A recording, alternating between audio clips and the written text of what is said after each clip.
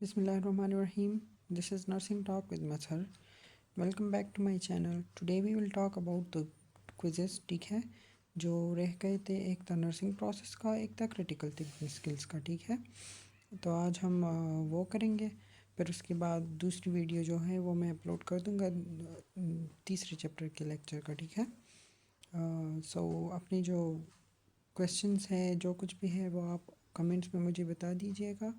आपको कुछ ऐसी राय देनी हो जो मेरे लेक्चर को और भी बेहतर बना सकती है, तो मेरे लिए फ़ख्र की बात होगी कि आप मुझे बताएं और मैं वो सब चीज़ें अप्लाई करूँ। ठीक है, तो एमसीक्यूज़ में मैं ऐसा करूँगा अभी कि थोड़ा थोड़ा सा डिस्क्राइब करूँगा और फिर करेक्ट ऑप्शन को मार्क करके ठीक है कर दूँगा, मार्क में कर दूँगा। तो तो क्विज 1 है, चैप्टर 1 नर्सिंग प्रोसेस का।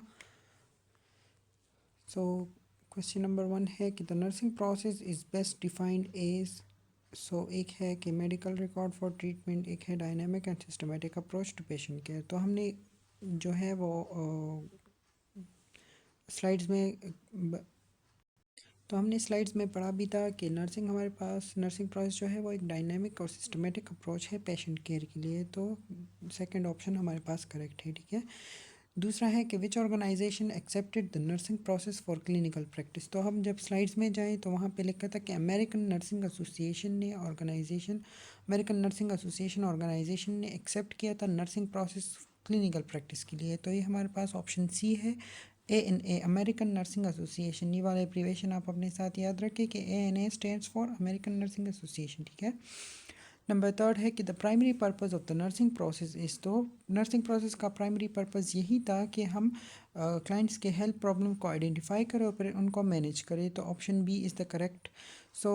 नंबर 4 है which of the following is not a component of the nursing process. कि इन सब में नर्सिंग प्रोसेस का कंपोनेंट कौन सा नहीं है। तो असेसमेंट भी है, डायग्नोसिस भी है, लेकिन प्रिस्क्रिप्शन नर्सिंग प्रोसेस का कंपोनेंट नहीं है। ठीक है, नंबर 5 है कि the correct sequence for nursing process इस। तो जब हम नर्सिंग प्रोसेस की सीक्वेंस को याद करेंगे और जहन में लाएंगे तो पहले होता है असेसमेंट, फिर होता है डायग्नोसिस कि हम डायग्नोज बनाते हैं, फिर उसकी बेस पे प्लानिंग करते हैं, फिर प्लानिंग के बेस जो हमने प्लान किया होता है वो हम इम्प्लीमेंट करते हैं, और फिर हमारी इम्प्लीमेंटेशन की बेस पे हम एवालुएशन करते हैं कि हमने जो चीज़ इम्प्लीमेंट की है वो गोल हमारे जो हमने बनाए थे वो हमने हासिल कर लिए हैं या नहीं। तो option B is the correct, क्योंकि इसमें फर्स्ट है असेसमेंट, फिर है डायग्नोसिस, फिर है प्लानिंग, फिर है इम्प्लीमेंटेशन, फिर इवॉल्यूएशन। हाँ, अच्छा। तो क्वेश्चन 6 है कि nursing process is described as cyclic because it. हाँ, तो नर्सिंग प्रोसेस जो है ये साइक्लिक है क्योंकि ये रिपीटिटिव है और कंटिन्यूस है। ठीक है, तो नंबर ए ऑप्शन जो है वो ठीक है कि ये रिपीट भी होता है और कंटिन्यूसली चलता रहता है। ठीक है, ये हमने स्लाइड्स में पढ़ा था।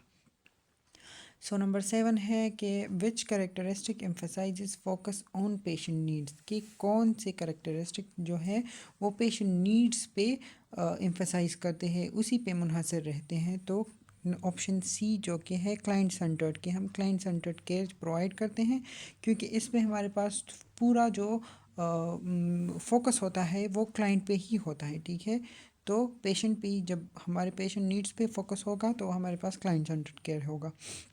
नंबर 8 है कि असेसमेंट प्राइमरली इन्वॉल्व्स, कि असेसमेंट में क्या होता है। ठीक है, तो असेसमेंट में हम जैसा कि हमने पढ़ा था कि डेटा कलेक्शन करते हैं। ठीक है, तो असेसमेंट में प्राइमरी डेटा कलेक्शन इन्वॉल्व होता है। नंबर 9 है कि which is the ultimate purpose of assessment, के असेसमेंट का पर्पस क्या है। ठीक है, कि हम असेसमेंट क्यों करते हैं। ठीक है, तो जैसा कि हमने कहा था कि हम असेसमेंट करते ही हैं डेटा कलेक्शन के लिए, कि हम डेटा कलेक्ट करें। नंबर 10 है कि विच assessment is perform during life threatening situation, कि हम कौन सा असेसमेंट लाइफ थ्रेटनिंग सिचुएशन में इस्तेमाल करते हैं। तो वो है इमरजेंसी, क्योंकि इसमें हम जल्दी जल्दी से असेसमेंट करते हैं वो सिचुएशंस जो हमारे पास ज़िंदगी के लिए ख़तरा बन सकती हैं। ठीक है, नंबर 11 है कि subjective data are also known as. तो सब्जेक्टिव डेटा हमारे पास को हम दूसरा नाम क्या देते हैं। तो ये स्लाइड्स में है कि ये हमारे पास है कवर्ड डेटा। ठीक है, कि कवर्ड डेटा क्यों है, क्योंकि ये हमें दिखाई नहीं देता। ठीक है, ये पेशेंट खुद ही, क्योंकि ये कवर जो है ना, ये कवर से निकला है कि इस पे कवर होता है, ये हमें दिखाई नहीं देता, ये पेशेंट खुद फील करता है। ठीक है, तो ये कवर्ड डेटा है। फिर नंबर 12 है कि blood pressure reading is an example of कि ब्लड प्रेशर रीडिंग जब हम ब्लड प्रेशर लेते हैं तो ये हमारे पास किस चीज़ कौन सी डेटा का एग्जांपल है, तो हमारे पास होता है ऑब्जेक्टिव डेटा का, क्योंकि इसमें हम मेजरिंग करते हैं। नंबर 13 है कि the primary source of data is, अब डेटा का जो प्राइमरी सोर्स है वो कौन होता है, तो वो क्लाइंट होता है, क्योंकि क्लाइंट हमारे पास सारा डेटा वो प्रोवाइड करता है। सेकेंडरी डेटा में फिर फैमिली और हेल्थ रिकॉर्ड्स और लेबोरेटरी रिपोर्ट्स ये सब आते हैं, ठीक है। नंबर 14 है कि वैलिडेशन ऑफ डेटा मीन्स कि हम डेटा को वैलिडेशन करते हैं, उसका क्या मतलब है कि हम इसको मतलब वैलिडेशन का मतलब क्या है, यही बताता है कि हम वैलिडेशन में डबल चेकिंग करते हैं और एक्यूरेसी चेक करते हैं कि डेटा हमारे पास एक्यूरेट है, ठीक है या नहीं, ठीक है। नंबर 15 है कि nursing diagnosis is defined by, कि नर्सिंग डायग्नोसिस को डिफ़ाइन किसने किया था, तो ये है नेंडा, ठीक है। नेंडा ने नर्सिंग डायग्नोस को डिफ़ाइन किया था। अब नंबर 16 है कि actual nursing diagnosis is identified by, कि एक्चुअल नर्सिंग डायग्नोसिस को हम कैसे आइडेंटिफाई करते हैं, ठीक है। तो ये हमारे पास होता है कि इसमें साइन एंड सिम्टम्स प्रेजेंट होते हैं, ठीक है। साइन एंड सिम्टम जब प्रेजेंट होते हैं तो हमारे पास एक्चुअल नर्सिंग डायग्नोसिस होता है।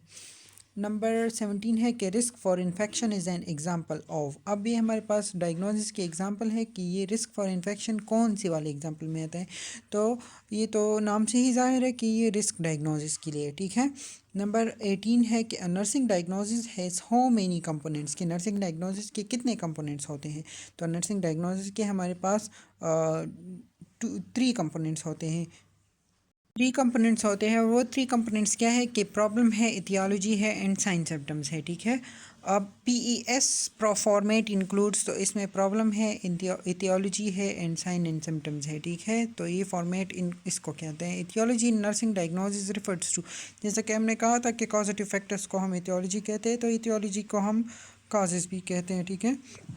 Planning is the dash phase of nursing process, अब ये वाले जो है ना इस तरह के MCQs ज़्यादातर आते हैं, ठीक है। तो planning is the dash phase, तो पहले हम असेसमेंट करते हैं, ठीक है, फिर हम डायग्नोसिस करते हैं, फिर हम प्लानिंग करते हैं, तो प्लानिंग हमारे पास है थर्ड फेज़, ठीक है। अब 22 नंबर है कि Maslow hierarchy is use to, अब हम मैस्लो हायरार्की क्यों यूज़ करते हैं, तो हम जब प्रायोरिटीज सेट करते हैं तो तब हम मैस्लो हायरार्की यूज़ करते हैं, ठीक है। 23 है कि इंडिपेंडेंट नर्सिंग इंटरवेंशंस आर, तो इंडिपेंडेंट नर्सिंग इंटरवेंशन क्या है, एक है फिजिशियन ऑर्डर, नर्स इनिशिएटेड है, टीम इनिशिएटेड है, पेशेंट इनिशिएटेड, तो ये हमारे पास नर्स इनिशिएटेड है। नर्स इनिशिएटेड इसलिए कि ये हमारे पास नर्स खुद करती हैं, ठीक है, इंडिपेंडेंट होती है, नर्स अपने आप से करती है, जैसे कि हमने जो स्पॉन्जिंग के बारे में कहा था ना, ठीक है। अब है इम्प्लीमेंटेशन फेज़ में मेनली इन्वॉल्व, जब हम इम्प्लीमेंट करते हैं तो वो उसमें क्या इन्वॉल्व होता है, तो परफॉर्मिंग नर्सिंग एक्शंस के हम इसमें नर्सिंग एक्शंस को परफॉर्म करते हैं, ठीक है। फिर है इवालुएशन डिटरमाइंस, की इवालुएशन क्या डिटरमाइन करता है, तो उसमें नंबर ऑप्शन ठीक है कि client progress and effectiveness of care, की इफेक्टिवनेस ऑफ केयर क्या है और क्लाइंट ने कितना प्रोग्रेस किया है, तो ये हमारे पास इवालुएशन डिटरमाइन करता है। अब ये जो है ये सारे 25 MCQs के जो ऑप्शंस है वो हैं, ठीक है। पहले चैप्टर में हमने 25 MCQs बनाए हैं, ये इंपॉर्टेंट MCQs है, आप इसको ज़रूर याद करें, ठीक है। नेक्स्ट वीडियो में हम चैप्टर नंबर 2 के MCQs को डिस्क्राइब करेंगे।